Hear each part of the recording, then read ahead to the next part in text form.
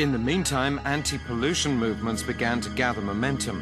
In 1967, victims of both the Niigata Minamata disease and Yokkaichi asthma sufferers went to court, followed in 1968 by Itai Itai patients and by Kumamoto Minamata disease sufferers in 1969.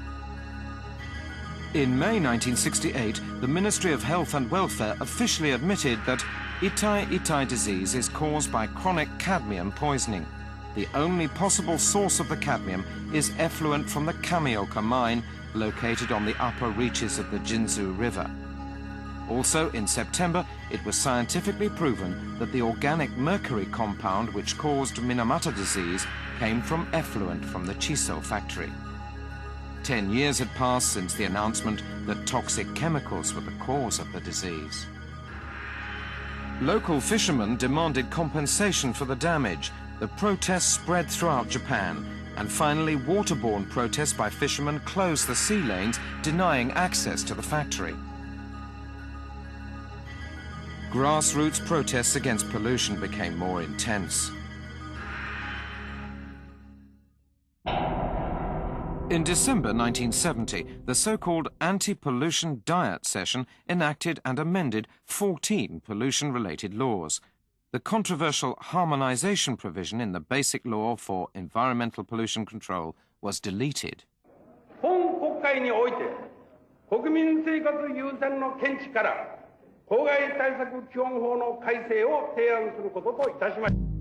In July 1971, the Environment Agency was established, consolidating administrative authority over pollution control. Such measures as criminal sanctions against violators and special loans for pollution control facilities were put into effect.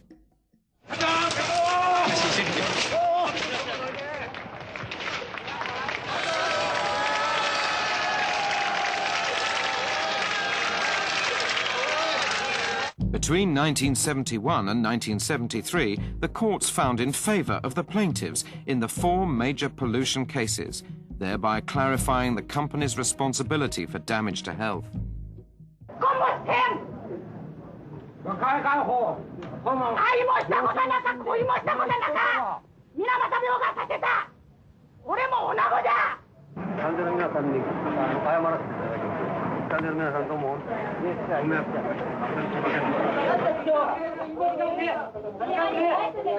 In response to these verdicts, the pollution-related health damage compensation law was enacted in 1973. This makes the polluting companies liable for compensation to the victims. Dr. Michio Hashimoto is the president of Overseas Environmental Cooperation Center, working on environmental problems. Previously, he worked in government service, coping with the problems at a time when pollution damage was at its worst. He cooperated with the Ministry of Health and Welfare on the announcements about the Itai Itai and Minamata diseases. He has dealt with the problems from the viewpoint of both victims and the companies. Dr. Hashimoto explains about changes in society and business. The public, as well as the victims, rose up and protested against ever-expanding factories, saying no more pollution. Industry must be accepted by local government and the local people in order to expand its operations. People have the right to say no. Whether companies can expand or not depends on the local residents. And next come the mass media. The media began their censure of Japan's polluters in the mid-1960s. In the mid-1960s, Japan was approaching chaos. The protest movement changed its focus from anti-pollution to anti-development. In the run-up to an election for leader of the ruling Liberal Democratic Party, Prime Minister Sato promised to modify all the distortions caused by economic growth as a first priority. This declaration ensured that Sato would keep his promise, and so the Basic Law for Environmental Pollution Control was enacted. The law doesn't mandate, it only binds all ministries concerned with controlling pollution problems. That law initially helped to recognize pollution-induced diseases. It was a major change because the government could officially designate diseases as being induced by pollution.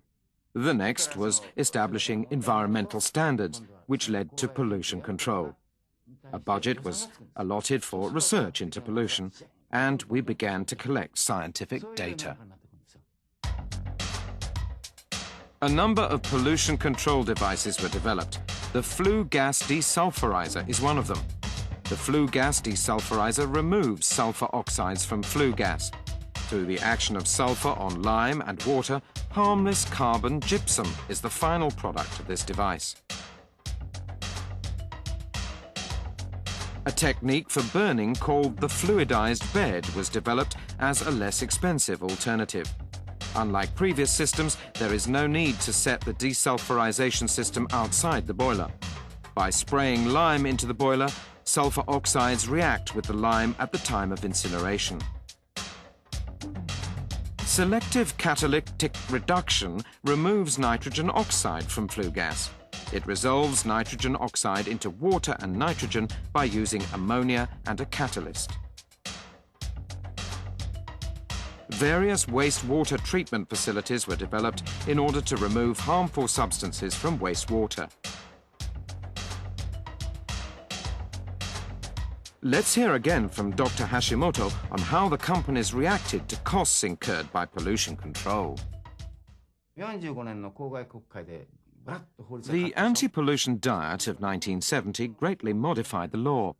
Companies throughout Japan became targets of accusations. New industry had to abide by far more rigid laws, and the local governments instituted more stringent laws. Naturally, expenditures rose radically. Many questioned whether Japan could afford to institute pollution control. We analyzed this very question using econometric models. The answer was affirmative. They would continue to prosper. Compensation increased and companies paid billions in claims.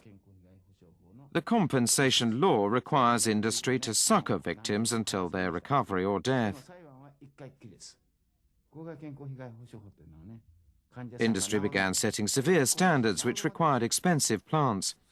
Heavy investment was required to attain these mandated standards, but other companies profited by creating pollution control devices.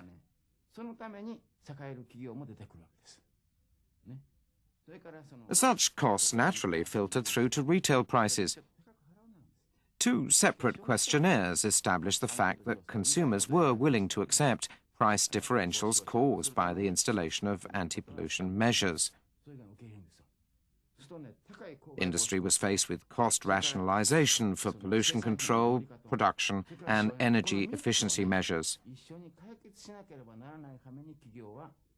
If they can't solve these problems, they can neither win in the market nor enter international markets.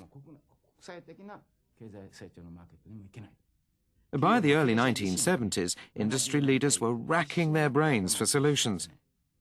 They invested heavily in pollution control and energy efficiency in the 1970s and the 1980s. The price they paid for these controls and compensation costs gave us a chance to compare the actual costs of both options.